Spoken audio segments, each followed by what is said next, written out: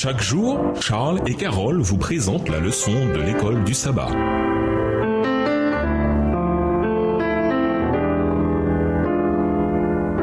Bienvenue dans votre émission.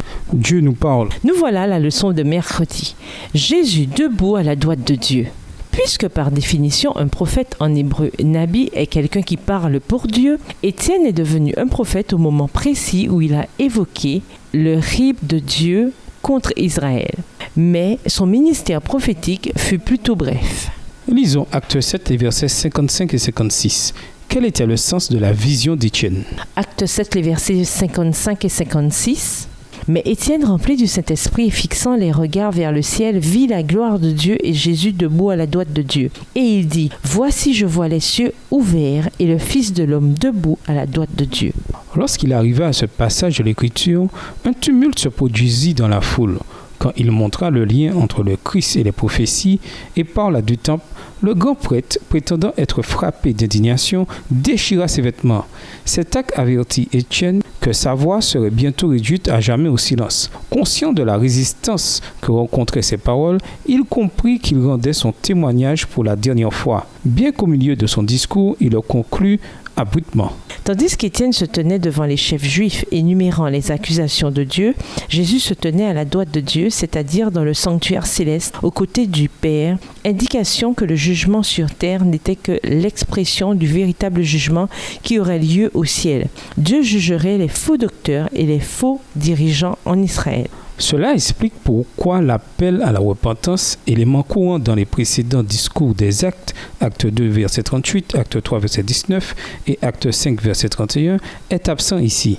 La théocratie d'Israël arrivait à son terme, ce qui signifiait que la nation d'Israël ne servirait plus de médiateur dans le salut du monde selon la promesse faite à Abraham. Genèse 12, verset 3, Genèse 18, verset 18, Genèse 22, verset 18. Cela se ferait désormais à travers les disciples de Jésus, juifs et gentils, qui devaient à présent quitter Jérusalem et témoigner auprès du monde. Acte 1, verset 8. Lisons Acte 7, les versets 57 à Acte 8, les versets 1 et 2.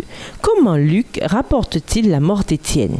Acte 7, les versets 57 à Acte 8 et versets 1 et 2. Ils poussèrent alors de grands cris en se bouchant les oreilles et ils se précipitèrent tous ensemble sur lui, le traînèrent hors de la ville et le lapidèrent. Les témoins déposèrent leurs vêtements aux pieds d'un jeune homme nommé Saul. Et ils lapidaient Étienne qui priait et disait « Seigneur Jésus, reçois mon esprit ». Puis, s'étant mis à genoux, il s'écria d'une voix forte « Seigneur, ne leur impute pas ce péché ». Et après ces paroles, il s'endormit. Verset 1 d'Acte 8, Saul avait approuvé le meurtre d'Étienne. Il y eut ce jour-là une grande persécution contre l'église de Jérusalem, et tous, excepté les apôtres, se dispersèrent dans les contrées de la Judée et de la Samarie. Des hommes pieux ensevelirent Étienne et le pleurèrent à grand bruit. La lapidation était le châtiment prévu pour le blasphème. Lévitique 24, le verset 14. Mais le texte ne dit pas clairement si Étienne a été condamné à mort ou lynché par une foule de fanatiques. En tout cas, il est le premier croyant en Jésus dont nous ayons connaissance à avoir été tué à cause de sa foi. Le fait que les témoins aient déposé leurs vêtements aux pieds de Saul suggère qu'il était le chef des adversaires d'Étienne. Cependant, quand Étienne a prié pour ses bourreaux, il a aussi prié pour Saul. Seul un homme avec un caractère supérieur et une foi inébranlable pouvait faire une telle chose, qui constitua une manifestation puissante de sa foi et de la réalité de Christ dans sa vie. Et nous vous laissons à cette question de réflexion. Le Saint-Esprit peut-il utiliser une personne dont le cœur n'est pas droit? Au revoir. Et à demain si Dieu veut. Dieu nous parle. Chaque jour, Charles et Carole vous présentent la leçon de l'école du sabbat.